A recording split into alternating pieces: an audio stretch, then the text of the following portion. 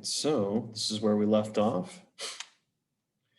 Talking about the joys of concentric, so that's the muscle actively shortening, and eccentric, the muscle actively lengthening, and isometric is the muscle holding position.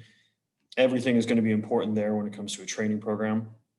When we're setting up our program, we want to start with our big muscle groups and our compound movements, along with our high speed, high coordination, and high load, and then work our way into our smaller muscle groups, single joint, and low intensity exercises. Now, the rest periods based on experience is laughably bad, but that's because these recommendations are off of ACSM, which they're not very strong. And so hence the idea of you're only going to take 1-2 minutes in between heavy sets are that's just hilarious. In reality, if you're really strong, you might be taking as many as there's up to like 5 minutes before you're going to be doing each heavy set. But therein lies the reality of, kind of scaling as you get to be pretty strong. So, of course, it's not working. Give me one moment. There we go. Now, we can do isometrics. So this is going to be a contraction where we're not moving. This can be useful on occasion for trying to strengthen specific joint angles. And in fact, pauses being incorporated into a training program is going to be pretty useful. But as far as just doing heavy isometrics, it doesn't really seem to work that well unless you happen to be doing it in a type of rehab type situation. So you want them to be able to contract against something and still be able to develop force and not have to worry about the wonderful kind of extra joint stress you get from going through the eccentric and concentric phase of a movement. Now, when in doubt, we would prefer to use free weights simply for the fact of it's going to allow us to mimic life. We have to stabilize the movement or stabilize our joints whenever we're doing movements. So this is going to require a greater amount of neurological input. And we're going to see that it's going to carry over for life because that's what life is. It's free weight. Now, machines are useful in that we can have variable resistance because depending on obviously where we're at in the range of motion, the weight can actually be heavier or lighter thanks to those length of the lever arms that we've talked about in biomechanics. And it tends to be a safer way for a lot of people to train. The problem is sometimes machines are inappropriately designed for individuals of different height, widths, and just general anthropometrics. And we're going to be able to do a better job of recruiting the major muscles when we're doing a machine, but not necessarily getting the same type of overall training effects because we're not going to have as many accessory muscles that are working their way into the movement. Now, dynamic eccentric training, this is going to be where we're going to be doing really heavy loads where we're going to have people lowering, say, like 110% of their max and then have some assistance on the way up. This can be a way to increase strength. However, it's really tough on the joints and is not something you're going to be able to maintain for really long periods of time.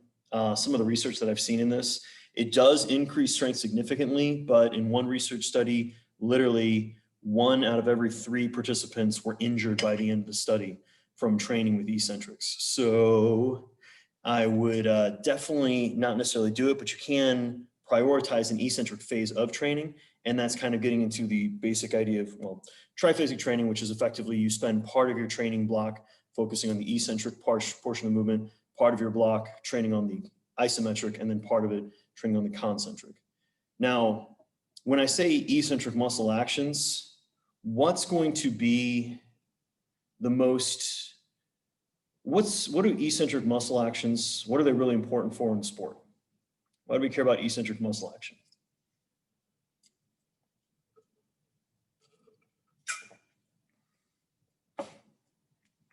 Why do we care about it? It gives us the ability to resist force. Now, whether we're doing concentric, eccentric, isometric, all of it is a resisting force. But remember, eccentric is resisting force while we're lengthening under load. When are we going to be doing eccentric actions in sport, in life, and activity?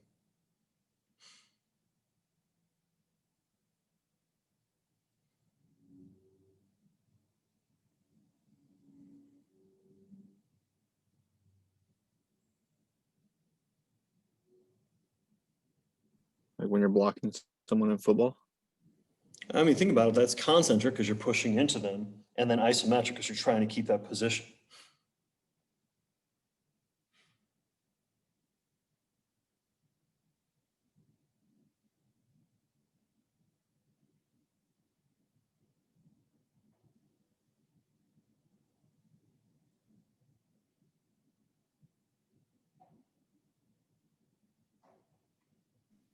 Would it just be like movements that like lengthen the muscle? Yep, yep. It's going to be lengthening the muscle while it's resisting being lengthened. Why do we care about the ability to do that? It's very important.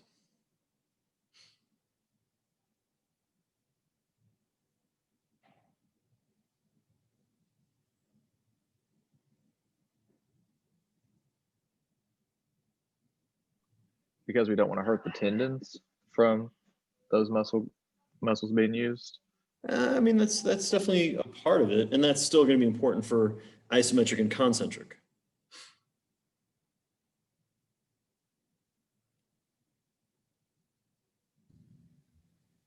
Is it because the eccentric phase is the strongest phase of the contraction? Not necessarily. It's just that's a natural effect of muscle physiology. But think about in sport, when are you doing an eccentric action? If you guys were going to go out and play basketball, when let's say you jump for a layup, take the shot and you land, which part of that movement was the eccentric? The landing. Bingo. So why do we want to be really good at the landing? Because that's probably when most of the injuries would occur. Bingo. How many of you guys watched that game years ago with the U of L? Was it the forward that landed from taking a shot on the perimeter and just his tib fib broke on him?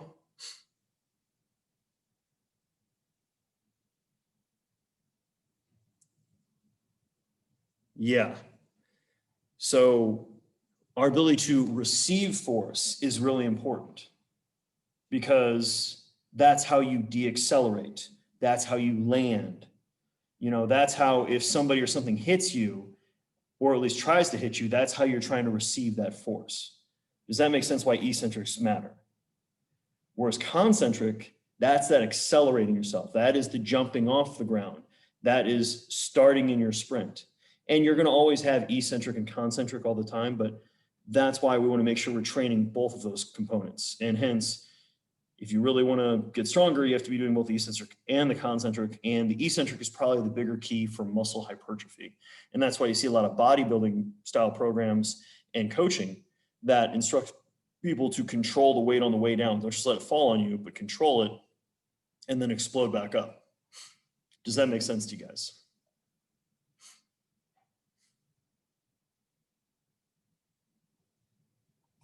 Good. Now, the joys of lifting on a machine allows for what's known as variable resistance training, meaning at certain points in the range of motion, the weight is actually going to be easier to lift, and then parts where you're mechanically stronger, it's going to be harder. So if you think about a movement like the bench press, most people are going to miss their lift when the bar is just a couple inches off the chest. Lockout tends to be pretty easy. So the idea with the machine is the bottom will be relatively easy, but as we push the weight away, it's going to keep getting heavier and heavier. Now, there's isokinetic style training, which is where you're going to train at a constant speed, and this is angular velocity, so degrees per second, things we've talked about in biomechanics. And as you'd figure, the faster you're going, the harder it is to produce force. You can use an electronic, they can be, controlled through electronic mechanisms, air, hydraulics, so pneumatics. And this allows you, in theory, to be able to get the maximal force production at each point in your range of motion, especially if you're going slow. Now, really good for rehab, doesn't really work for athletic performance.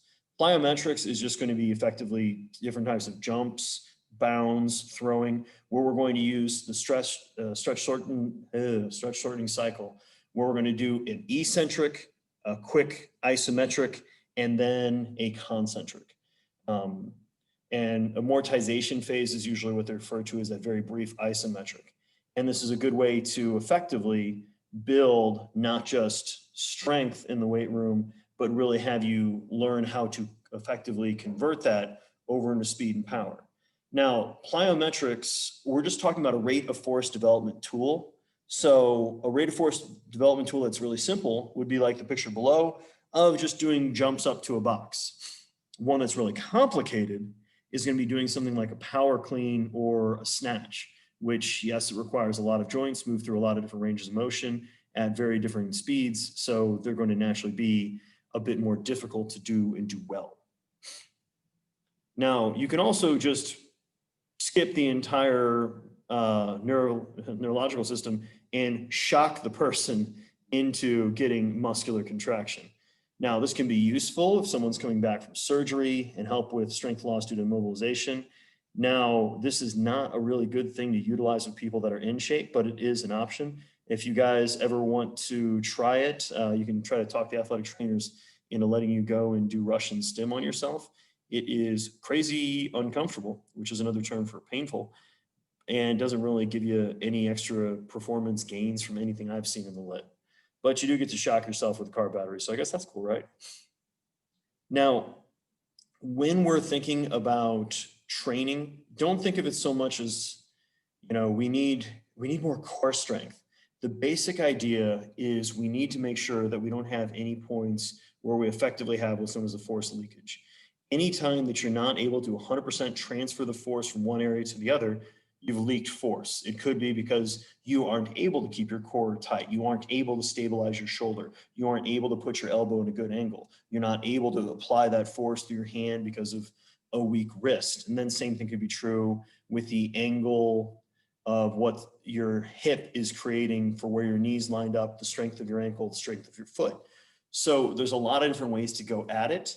One thing that you should always keep in mind, and hence why core stability is going to be something to at least think about, meaning training the core musculature, not just the rectus abdominis, the obliques, the transverse abdominis, and the spinal erectors, is the fact that we've got this rib cage that's relatively solid. We have these scapula that can move, so we need to have a lot of strength in the upper back to help stabilize the scapula. But then we effectively have a slinky linking our hips and our thoracic spine. And that slinky, our lumbar spine, needs to be stabilized by very strong musculature. So we're going to be able to get that force to translate from our lower body through our upper body and vice versa. Now, this might help decrease the likelihood of injury. The key is figure out what are the normal points of injury that you're going to find in the given sport. This is going to allow your musculature, specifically those muscle spindles, to feel that detect on the stretch on the muscle, and it's going to get them to contract at a higher rate, so you're less likely to find yourself in a twisting or bending position under a heavy load. And our type 1, our core musculature tends to be very type 1, so high rep training is usually the way to go about it. Keep in mind, though, with your core stability, there's a difference between training your core for performance and training your core for aesthetics. What do you guys think is the key difference between training your core for strength as opposed to aesthetics?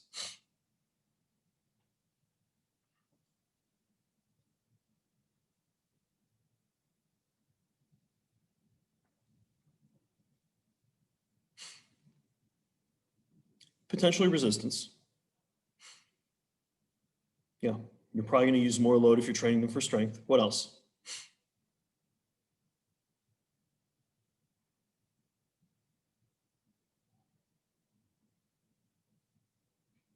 About a number of reps or duration of rest and activity. Potentially, but I mean, you're still going to be training typically in the 10 to 20 rep range for a lot of your core work, or time if we're talking about something like planking. Now, guys, when it comes to training any muscle in your body, if you train that muscle, what can we really do with, how does that muscle really change with time?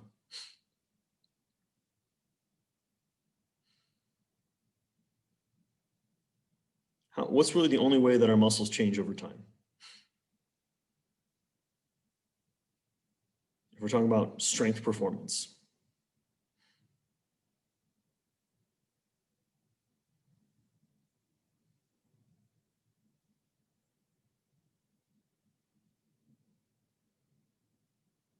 They grow, exactly. Your muscles really have two options. They're either going to get bigger or they're going to get smaller. Yes, they can stay the same.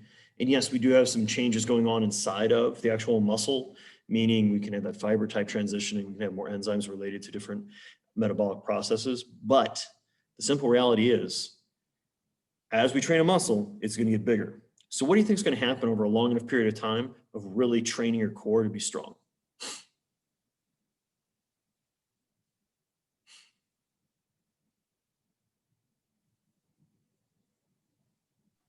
It won't be as defined as if you were just necessarily toned, I guess. No, I mean, it'll still be defined. But guys, just think about what bingo. Zach just put it in the chat. It will get bigger. That's why if you ever look at strongman competitors, powerlifters, most of them all tend to have pretty blocky waists because literally their muscles, their abs are bigger. So every time I see somebody that's training, not for performance, they're training for aesthetics because they want to look pretty. And I see them doing all these sets of dumbbell side bends and doing, you know, all this work on their obliques. All they're doing is making their obliques wider with time. Yeah, Cody, you could be potentially one of those people. In reality, all you're doing is thickening up your waist, which, I mean, I know a lot of people like having real thick, meaty obliques on either side because it gives you a nice like block taper. And that's usually what most people are looking for when you're talking about, you know, the difference between their shoulders and their abs and their hips. And they just want a line that goes straight down, right? Who cares about being V-shaped? All that shows is malnutrition, right? We want to be just a solid bar of a body, right? Which then lends itself to the reason why I always laugh when I see people using the hip ab and adduction machine that don't really realize why they're doing it. Specifically the hip ab or adduction. But yeah. Now, when we're training with our athletes, remember guys, we want to be as sport specific as we can. However, understanding that, yes, some sports you can't really train for with that actual sport because it'll just beat you to hell. So that's where things like your MMA, your boxing and otherwise, you're going to do a lot of conditioning work that's going to try to mimic parts of the sport, but you're not trying to do the exact same thing. Now, like anything else, depending on how you're training your athlete or what they're being trained for is giving you the energy system that you're going to emphasize. And when in doubt, building the aerobic capacities of an athlete is going to pay dividends because then they are going to be able to recover faster and perform better for you after their training or from their training. So they're going to be able to do more work. When in doubt, build the aerobic motor first. Now, here's the ACSM's guideline for resistance training programs. This is how you know they've never actually done a lifting program. Because notice, guys, for strength development, their argument is to do 80 to 100% of your 1RM, which is pretty accurate there, with multiple sets of 1 to 12 reps. No one who's legitimately strong with good technique can do a set of 12 reps with 80% of their max, much less with 100% of the 1RM, because that's just insane. Now, if you're really looking for strength, guys, we're really talking about probably spending most of our time in the round sets of 3 to 5, maybe as low as singles, as high as sets of 8, but probably sets of 3 to 5. And you're probably talking about doing the vast majority of your work between 70 and 90% of your 1RM until we're peaking. And then once you're at 90, you should be doing triples or less, because anything other than that is just comedy and brutal. Now for hypertrophy, you should be training typically in sets of at least 5 to could be as many as 20 repetitions, but your sweet spot for most of your hypertrophy work is usually going to be 8 and 12 reps per set. Now, muscular power, this should be sets of effectively maybe 5 reps, preferably 1 to 3, because we're trying to give us our best output we can whenever we get a chance. Oh, sorry, the loading percentage for hypertrophy is usually from about 60 to 80%, maybe 85. The problem is once you go up a higher percentage, you can't do as much work per set. So it's much harder on your body to recover from just because it's harder on your joints. And you're not able to do as many repetitions, which is also helping get more of a metabolic effect going through. And then we're talking about endurance. We're talking about sets of 10 until going to silliness or madness. We're talking about sets of 20, 30, 40, even 50 style repetition sets are really trying to enhance this. Now, I personally like this image. This is originally from the Essentials of Strength Conditioning text, where it gives you the idea of different rep ranges. And mind you, this is going to be loads that's as many reps as you can do per set. So they're meant to be very, very challenging of where you're really going to be emphasizing different components of fitness. So at our lowest reps, we're talking about really emphasizing strength and power. As our repetitions go up, now we're talking about getting more into hypertrophy. And then finally, once we're going really high rep, now we're talking about endurance. Now, if your goal is just to kind of help build overall athleticism, so to speak, just kind of fitness with the people you're working with, sticking in the 8 to 12 rep range is pretty good. You'll have some carry over to strength, some to hypertrophy, or some to power, a decent amount on hypertrophy, and then just touching a little bit on endurance. But you can see when you go to either end of the spectrum, you're barely getting any effects on hypertrophy or endurance, or you're barely getting any effects on strength or power. Now, the bottom is what's known as Prilepin chart, or the Prilepin's chart. And Prilepin was a researcher in the old Eastern Bloc. So this is during the USSR period and otherwise in like 60s and 70s. And he analyzed weightlifters' journals for how many reps they do at different percentages of their max and about how many they do per training session that seemed to be the most productive style training they get. And that's where you get these optimal rep ranges. So the basic idea when you're doing a training program with your athlete and you're really trying to build, this is mostly for strength and power because these are Olympic lifters, that we don't want to be doing crazy amounts of repetitions per set, and we don't want to be doing crazy amounts of volume, meaning total amounts of sets times reps. So you want to make sure you organize your program in a way that's helping induce enough fatigue that they're going to be able to super compensate and get better. But we're not just trying to chase pain and brutality, because all we're going to do then is increase our risk of injury with our athlete, not really increase their fitness enough that it's going to be worth our while. Now, I'm sure a lot of you guys have heard of interval training before, where you're going to go out and do some pretty high to moderate intensity work, and then you're going to do some recovery where it's either just going to be rest or low intensity.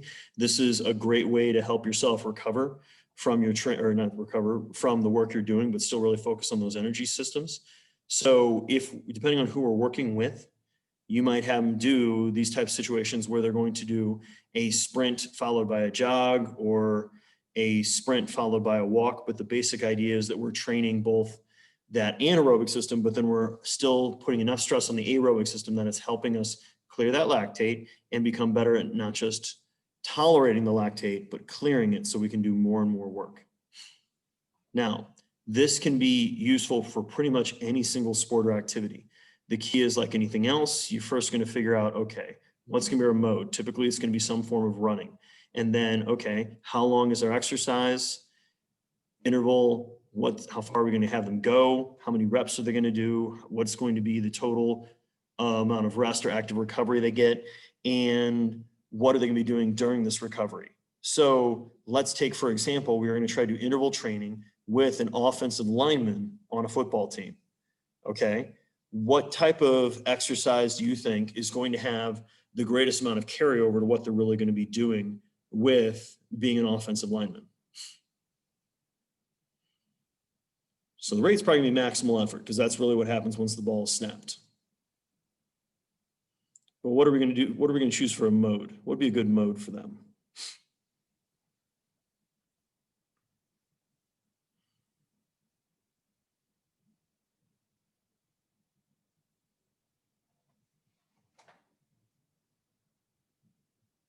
Great, Nathan. Yeah, pushing a sled. Sounds great. How far are we going to have them push that sled each time?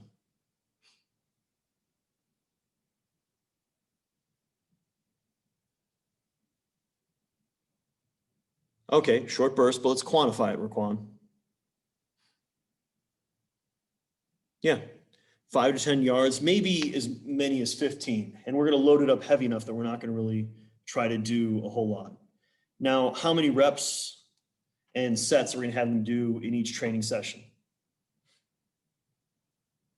Well, if we're trying to be specific for football, what would we look at to give us an idea of how many reps we should have them ready to do?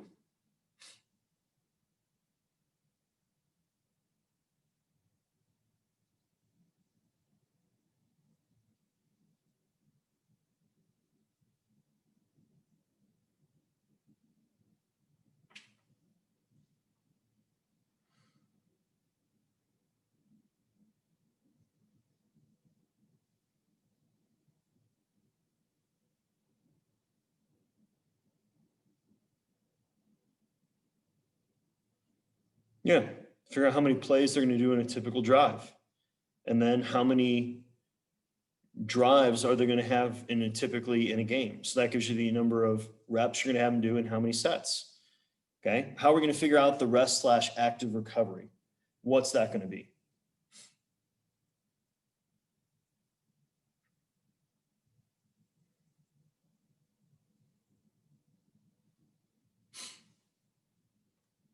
How are we going to figure out the basic amount of bingo? We look at the average time between plays. Absolutely. And then the type of activity they're going to be doing for their active recovery. We're going to have them jogging around the football field.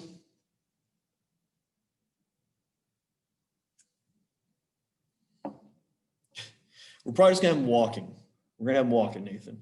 Not just standing around. We still want to have a little bit higher of a metabolic demand, but standing is an option. I'd prefer to just have them just, at a slow walk to even a moderate walk, depending on what you're doing. And then frequency, probably doing that. Depending on where we're at, if it's the preseason or off season, we could be talking about conditioning along these lines, 3 to 4 times per week. Once we get into the legit preseason, we might cut this out nearly completely because they're doing their conditioning, because that's their training in the sport. So there's a number of ways we can figure out how to set our exercise intensity. We can do that duration distance, or we can look at what percentage of the heart rate max. Now, distance and duration are usually a lot easier because we can just set that and tell them what to do. However, if you want to go super high level, then we're talking about, okay, let's actually put a heart rate monitor on them and figure out what percentage of the max are they working at. Because that's going to let you know which of your athletes are in really good shape, but they're just taking it easy. And then which of your athletes are in bad shape, but they're kicking their butt as hard as they can to try to keep up. Because I'm sure all of you guys had the experience growing up whenever you guys had to run sprints as a team, and some of the kids were in super great shape, so they would just jog it because they didn't have to work very hard to make the times. Whereas a lot of the other folks really had to kill themselves to keep up. Now, if you have a heart rate monitor on, then you can flat out say, or you can flat out see who's sandbagging and who's working hard. Now, there's a number of ways to go about it. First and foremost, have a good working knowledge of what their heart rate max is. And then from there, we just have to work back and figure out okay, what percentage of that heart rate max are they at? Also, you can do what's known as heart rate reserve. So you're going to figure out the max heart rate, you're going to know what the resting heart rate is, and then figure out what percentage along that continuum you are. And that can be a good way to not just giving the total amount of work volume, but also the rest volume. So if we all go out and say, we meet on the football field, we all run 100 yards across there as fast as we can. Now, our rest period is going to be until our heart rate gets down to 70% of our heart rate max. So some folks might be standing down there for a couple minutes before that heart rate goes down. Other folks, it might be a couple seconds and they're ready to go again. But that's really when their body is physiologically ready to go. Because if we had the other folks go really rapidly, it's going to be too much work and they're not going to be able to make a lot of progress and be overstressed. And then other folks, it's too easy for them. So they're not really being pushed at all. And they don't really have to make any, improvements in their fitness. Because your goal with your team is obviously to make them better. But if you can do a better job of individualizing your programming, so each person is making the progress you're looking for, you're going to get a lot more out of them. Now, obviously, the distance that we're going to have people go is going to really influence which of the energy systems we're really working on. If we're really trying to focus on true max speed, we're really talking about relatively short distances. This could be even as small as 10 meters. But once we start getting over 100 meters, now we're tapping into more than anaerobic energy system. Once we're over 200 meters, now we're getting really anaerobic glycolytic. And then once we're going up to the quarter mile, and for those of you guys that had to run the 400 meter in high school, you know what I'm talking about. It's absolute misery and very anaerobically glycolytic. Whereas as we go further and further, now we're getting over 800s. Now we're talking about aerobic style training. So you can actually see that lactate response was actually the highest in that 200 meter and a little bit lower in that 400 meter, but they still had to do 5 of them, which looks absolutely freaking miserable. So how much work we're going to be doing per session is going to be very much so sport specific. We need to think about how much work does that athlete typically need to do in order to play their sport? How many snaps would they get? How much work would they go? Yeah, that's the definition. And so if we're doing a lot of short, intense intervals, it's usually going to be more reps and sets. But if we're doing really long distances, it's going to be fewer reps total and fewer sets. So if, let's say, I'm going to go out and play a sport like soccer, well, we're going to do longer intervals because it's a lot more running. Whereas if it's obviously something like American football, now we're talking about shorter, intense bounce with shorter rests between before we go hard again. And then if you're talking about track and field, well, you already know what you need to run. So it's very easy to be sport specific. So we've already talked a little bit about how we can use that heart rate as an indicator of the individual's ability to recover. And like anything else, once we get them under whatever threshold we decide upon, we can let them know it's time to go again. Now, as you increase your active rest intensity, the less recovery you're going to have. However, the better shape you're in, the higher intensity you're going to be able to recover at, and the faster you're going to recover in general. So if we're talking about our progressions, we start off with a slow walk, work up to a fast walk, and then maybe effectively a jog. And then same thing can be said about swimming. I played water polo back in the day, and once you get in good enough shape, treading water isn't conditioning whatsoever. It's just hanging out. That's how you just don't die when you're playing water polo in between plays. So you get to be pretty comfortable with just literally treading water. But that requires you to get in good enough aerobic shape that you can handle those metabolic demands. So obviously, depending on how much work we're doing is going to influence our frequency. Now, a couple things to think about when we talked about individualization earlier. Some people need higher volumes of work in order to make difference. They're low responders. Now, most of your athletes, you're really talking about really 2 to 4 times per week of training our aerobic and anaerobic energy systems. You might have even higher, in fact, your super high level athletes, they might be training not just 7 times a week, but a number of those days they're going to be training, or 7 days per week, they're going to be training multiple times per day.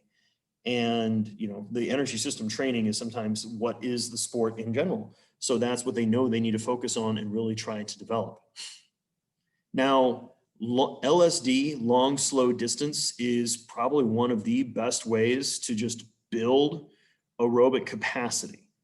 Now, you build up to higher and higher intensities as you get to be in better and better shape. But initially, this is just going for a long period of time without taking a break. Some folks, this could start off as just slow walking. Then they work their way up to walking quickly, and then eventually they're into the world of jogging. But this is just long, consistent work that's going to build aerobic base. Like I said, if you guys are interested in doing kind of aerobic power style training with super resisted bike work, let me know and I will join you. I wouldn't say gleefully, but I'll join you doing that stuff at the rec, because it's miserable, but it's kind of fun. If that makes any sense whatsoever, probably doesn't.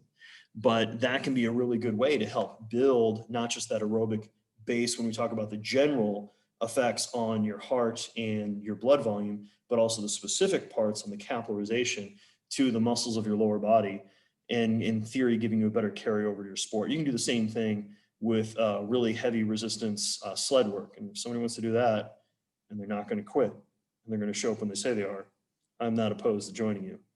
That being said, it's not fun.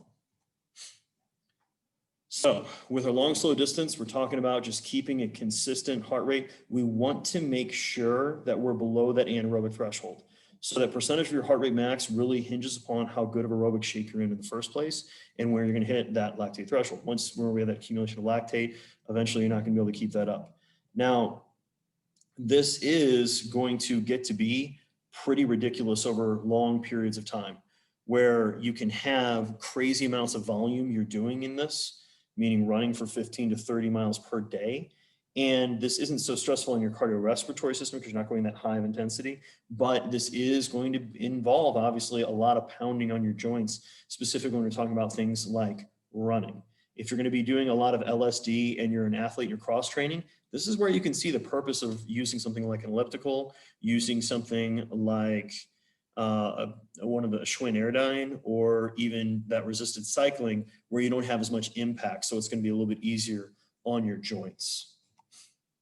Now, fartlek training is going to give you something that's a lot more like sport, in that you're going to have people sprint and then jog different distances. So usually you'll set up cones where they'll sprint from one cone to the next. Once they get that cone, they jog until they get to the next cone.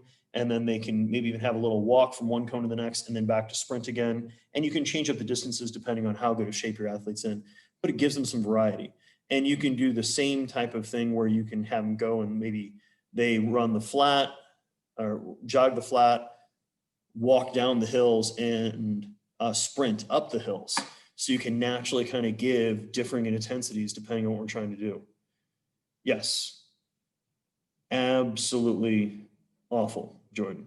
But it is a potential solution and another way that you can go ahead and train an athlete. And then finally, the good old version of circuit training, where you can have different types of stations set up where they're doing things like sit-ups, pull-ups, push-ups, and then doing some flexibility work, and then moving their way off and around. It's really cool when you find a good park that has a setup. So like you jog from one station to the next, and then they've got kind of a little setup for calisthenics, jog to the next station, do some calisthenics, and just allows you to kind of, move around and, I don't know, have what they would refer to as body joy back in the day, because you're constantly challenging yourself with a variety of different stressors than what you would otherwise be doing. Now, that is all of the fun with arguably my favorite chapter in the text. What questions, comments, concerns do you guys have about this application? And then let's go ahead and have a little fun with an example.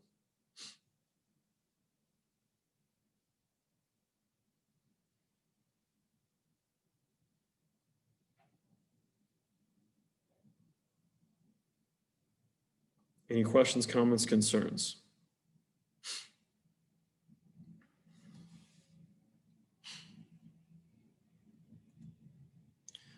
All right, guys. So I'm going to give you guys effectively what's going to be about, so it's 2:04 now. I'm going to give you a grand total of, we're going to say 6 minutes in each group. So it'll be at a 2:11. You guys are going to come back, and here's what you're going to do. Okay. You are going to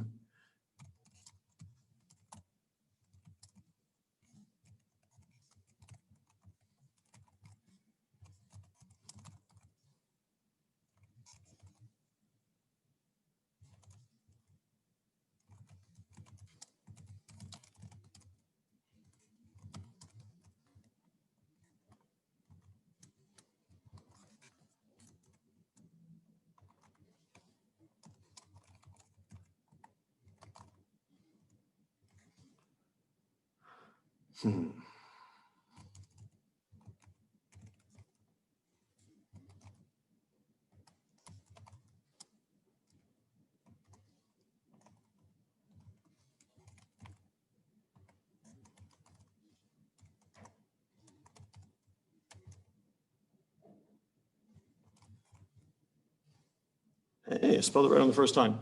Okay, so you're going to be randomly assigned to the groups. Okay, you're going to break down and show how you would apply all 5 of those basic principles of training. And you are going to, in turn, have something that starts off with general fitness. So aka reversibility is going to come in effect. So you have to think about what's going to naturally go backwards. Ultra marathoners run typically 100-mile races. Keep that in mind. Powerlifters, obviously, your goal is to be, as freaking strong as possible. MMA fighting hopefully is relatively straightforward. And then a contortionist is effectively someone that tries to be incredibly mobile. So these are the folks that, can fit themselves in really small boxes or do things that the rest of us would kind of cringe at. So think about, okay, what does that mean? How does specificity play into it? How would we have progression in our programs? How are we going to make sure that we have some variation, specificity, and obviously what's going to go backwards? Questions, comments, concerns before we go ahead and put you guys in the group and have you guys start breaking it down? Okay, I'm going to give you guys until 2:12, but I want you guys to be able to copy and paste the text into the chat over how you'd apply each of those 5 principles. Have fun, get after it.